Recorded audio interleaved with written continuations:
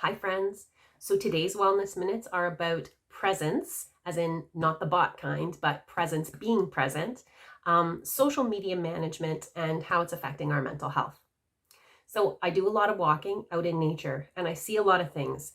And one thing that I've seen a lot of lately is that people are not engaged and they're not present with the environment around them. So whether that be that they're walking in nature and they're not taking any of that in, but instead they're on their device or they're listening to something and just totally tapped out, that's one thing. But the bigger issue is that I've seen families, whether they're walking or significant others walking, they're not engaged with each other. They're not listening to each other. They're looking at their devices. They're totally wound up in social media. I've seen a daycare where there's several children holding onto a rope and the leader has been on her device and completely tuning out the kids.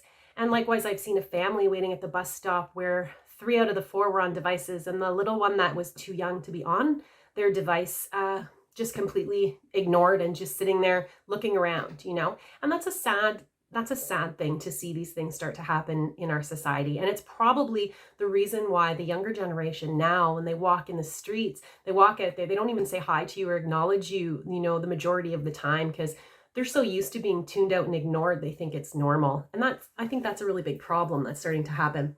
So what can we do about it? I think first of all, we owe it to ourselves to take some time to actually enjoy our environment around us. And especially if we're going outdoors to, I know a lot of people listen to things and that's one thing, but definitely not being, looking down on your tablet or device for safety as well as just for engaging in the environment around you. Devices at the dinner table is a big no-no. So the dinner table is where a lot of people connect and have conversation. And so that's the very first place you want to get rid of devices. Not necessary to have them there. And, a lot of times if there's something that's an emergency, people are going to call through, not necessarily send a text or give you an alert. So that's a good way to get rid of it. Having some family time, scheduling some family time. A lot of people say we're going to schedule family time to hang out or do games or schedule time, date night, me with my significant other. And that's wonderful. But a lot of times that slips to the wayside. And so I think a better way to go at this would be to instead to schedule your social media time. So if you have like 15 minutes in the evening where the entire family is on their social media or, a significant other is on the two of you are on social media for an allotted amount of time, and therefore no one's having these feelings of disengagement. Devices in the bedroom is a big one, and people are going to challenge me on that because a lot of people unwind and de-stress with social media at nighttime.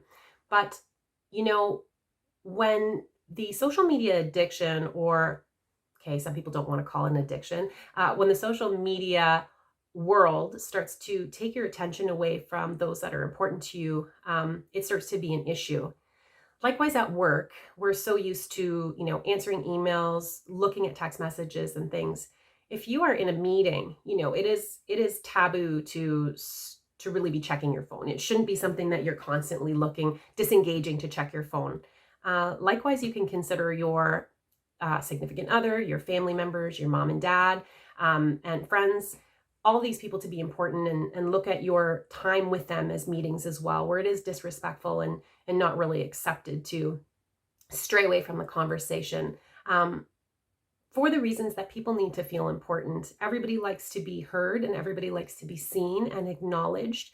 And we are living in a time where people feel so isolated as it is, and people's mental health are suffering.